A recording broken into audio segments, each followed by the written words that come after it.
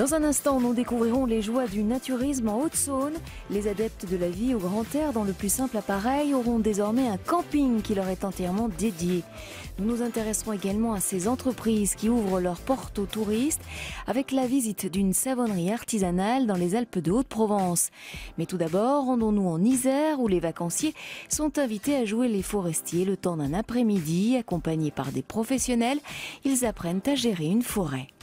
Chaque groupe va avoir une fiche. Les vacances sont parfois studieuses. Une vingtaine de touristes petits et grands découvrent la gestion forestière. Quel arbre couper, quel autre conserver, sur quels critères? Chaque groupe doit établir une sélection parmi 200 arbres. Pas facile, mais les participants ont l'air très motivés. Regarde, il n'est pas droit. Comme on est de Chartreuse, on a trouvé l'initiative intéressante. Voilà, et ça nous fait découvrir un petit coin aussi, près de chez nous. On utilise un marteau forestier pour marquer les arbres. Un peu plus tôt, pour débuter la visite, le garde forestier a dévoilé sa panoplie, un marteau et un compas bien particuliers. Il résume le métier, marquer, recenser et mesurer les arbres. Ici, vraiment, l'exercice est de faire comprendre qu'on a plein de critères pour choisir un arbre, pour le couper, mais également pour le conserver. Voilà. Que ce soit pour la biodiversité, pour l'esthétique. Ça dépend vraiment d'où est située votre forêt, des enjeux que vous souhaitez conserver dans votre forêt. Le plus amusant, c'est d'apprendre à déchiffrer les mystérieux signes sur les troncs. Une petite récréation avant de se replonger dans le volume de bois exploitables ou le comptage des résineux et feuillus. C'est comme un devoir de vacances? Non, ça va, c'est agréable. On est à l'abri de la chaleur, donc c'est parfait. Les vacanciers l'ont compris, la gestion forestière est indispensable pour transmettre ce patrimoine naturel aux générations futures. Les sapins de la Chartreuse sont uniques. Ils peuvent monter jusqu'à 45 mètres à l'âge vénérable de 200 ans. Le tourisme industriel est en plein boom avec plus de 13 millions de visiteurs l'an dernier. Le concept attire de plus en plus de curieux à découvrir des usines très mécanisées, mais pas seulement. Des PME plutôt traditionnelles ouvrent également leurs portes, comme cette savonnerie dans les Alpes de Haute-Provence à Perhuis. C'est le coco qui fait mousser le savon. Aucun secret pour la recette de ces savons fabriqués selon la méthode marseillaise par cette petite entreprise familiale. Au contraire, la volonté de montrer qu'il s'agit d'une toute petite production, totalement artisanale, une façon de rassurer les clients. Ils savent plus bien effectivement comment choisir le savon, ils savent plus du tout comment c'est fait.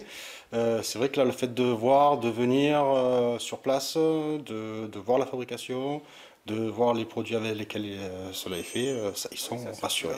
Et justement, les coulisses de fabrication plaisent de plus en plus aux touristes. Chaque jour, comme ici, ils sont nombreux à se retrouver pour satisfaire leur curiosité et essayer de comprendre ces savoir-faire.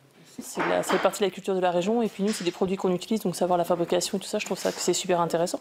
Ça rassure aussi. Tout à fait, voilà. Ça nous renforce dans nos convictions que c'est naturel et qu'on va de plus en plus vers ça. Revenir aux sources. Voilà. Un peu pour savoir comment effectivement se fabriquait le savon, surtout en local. Et puis également pour que ma petite de presque 5 ans maintenant donc voit un petit peu la fabrication, on va dire, pour comprendre les grands principes, quoi. Une opération séduction qui marche bien. Après la visite, la boutique connaît un pic de fréquentation, de quoi doper les ventes de l'été.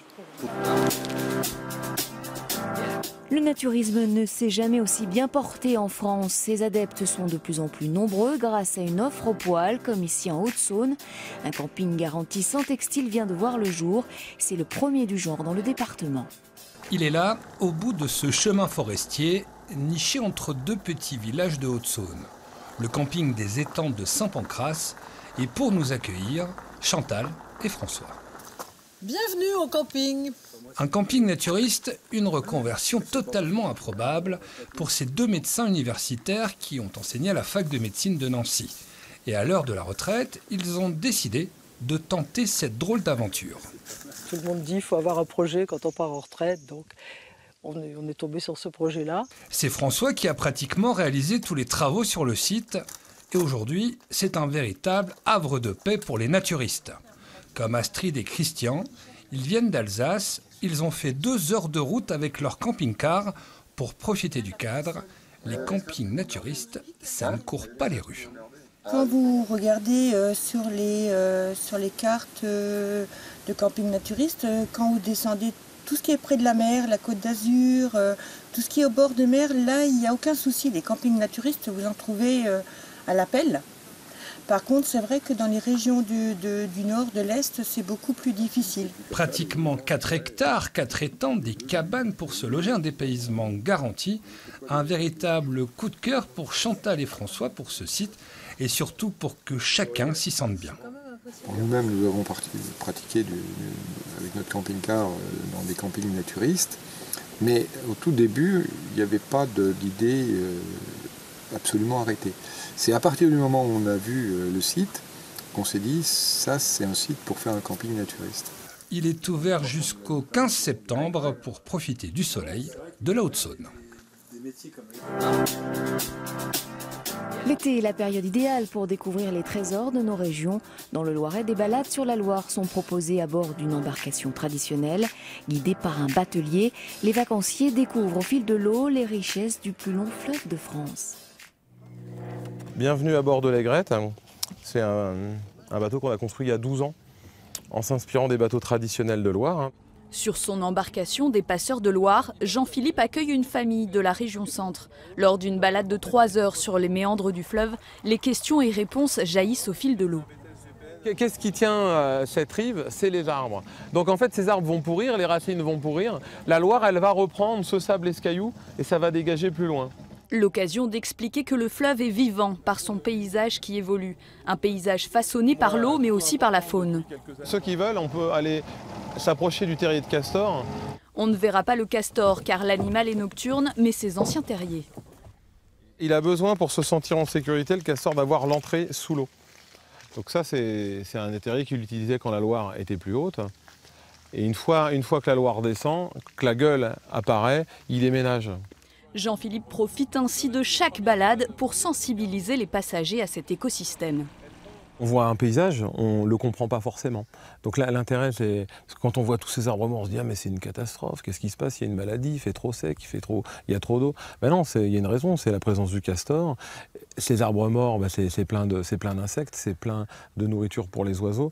En fait, ouais, le bateau est le support pour faire découvrir ça. Et voir aussi de plus près les oiseaux grâce à des jumelles. Car les aigrettes, les sternennaines ou encore ces centaines de cormorans en plein vol trouvent un refuge sur les rives et îles de la Loire. Les passagers se laissent porter par le flot d'explications du guide. La faune, la flore, les castors, la période de migration, il sait tout. Et c'est passionnant. Il est passionné et passionnant. On est déjà venu il y a 1 mois avec des amis et on a tellement apprécié. On est revenu avec toute la famille. Et avec le pique-nique sur le bateau pour prolonger le plaisir. Une façon de découvrir la Loire autrement.